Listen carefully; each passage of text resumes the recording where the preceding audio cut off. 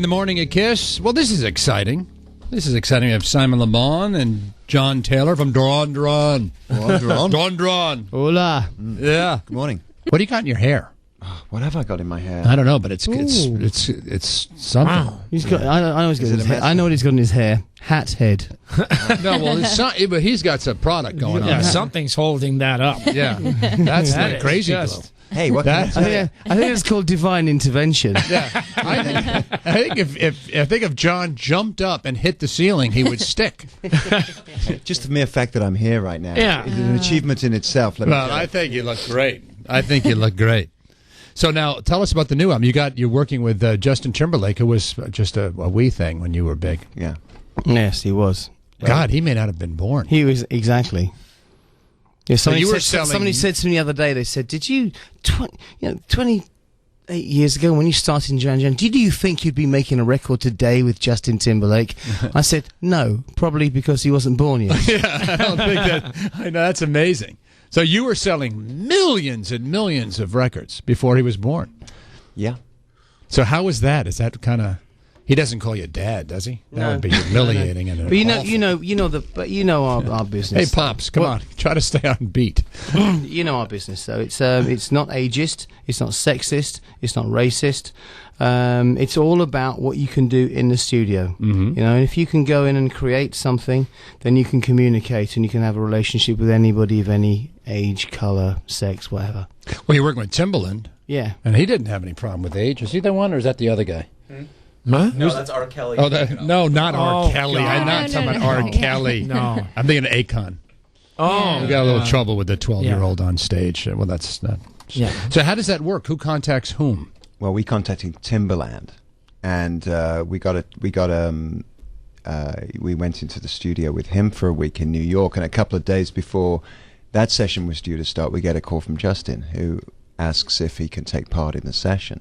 Now, how does that work in the world of giant pop stars? When you say got a call, I mean, you weren't sitting there and the phone rang, and it wasn't him. Got a call from his people. Yeah.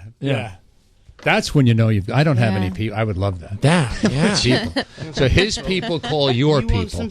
So Well, your people. So you get a phone from your agent manager who says we got a...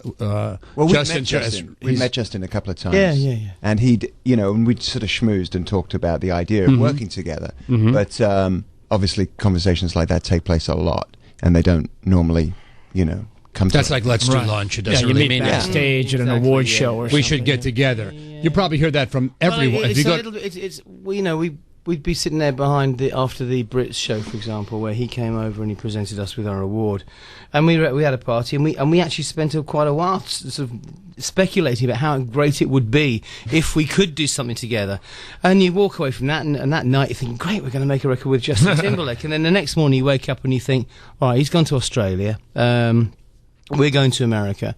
Maybe it'll happen, but you have actually sowed the seed, and you realise that there's an inclination there, and that both of you would like to do it.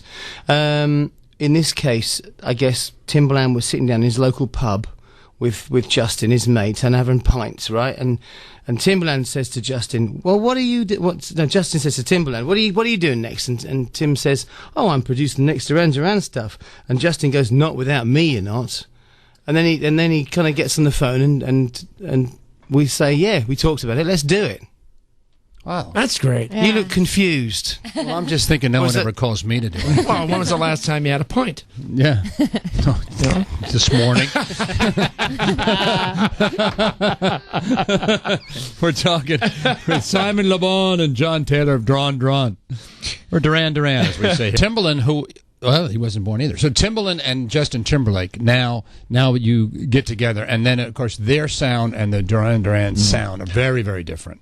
And so is the idea for he to work with your sound, quote-unquote, or is it an idea to you to kind of start putting a little Timbaland, Justin Timberlake kind of sound with your music? Well, we didn't exactly have a particular plan when we went in there. We went in and we knew that we'd be able to make some music together. We didn't know exactly what it was going to sound like. Mm-hmm. As it happened, Tim had he'd put together some tracks and some beats and things, and to see if we liked them, see if that was the kind of direction we wanted to go in. And the first one he played was great. It was a really, really banging rhythm track, and Justin and I got in and worked up a melody together and a lyric, and we were off, and that was it. And you can speculate all you like before you go in. You can imagine what we felt like, but 2 days before going to the studio with Justin Timberlake and Timbaland, it was very, very exciting. You're thinking, oh, what's it going to be like? Is it going to be like this? Is it going to be like this? So you really had no idea?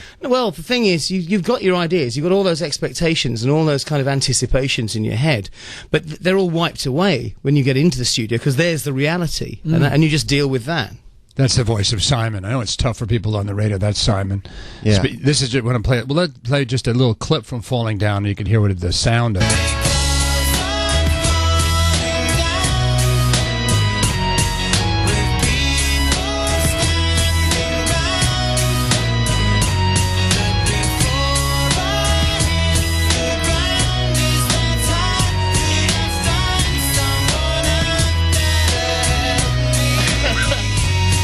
No, it's amazing. It actually, you can hear the combination. Yeah. You can actually hear the combination. I was sad you turned it off, mate. Well, I was thinking it was kind of like, when we started going to, has anybody been to an Asian fusion restaurant around here? Yeah, sure. It's kind of like that. There's going to be a little bit of Japanese, a little bit of Chinese. I mean, that's really, it's about creating a fusion, and although they are different, like you said, that the sounds are different, it's not like we're working with a jazz guy, or somebody that works in classical music. Essentially we're dealing, it's like pop, dance,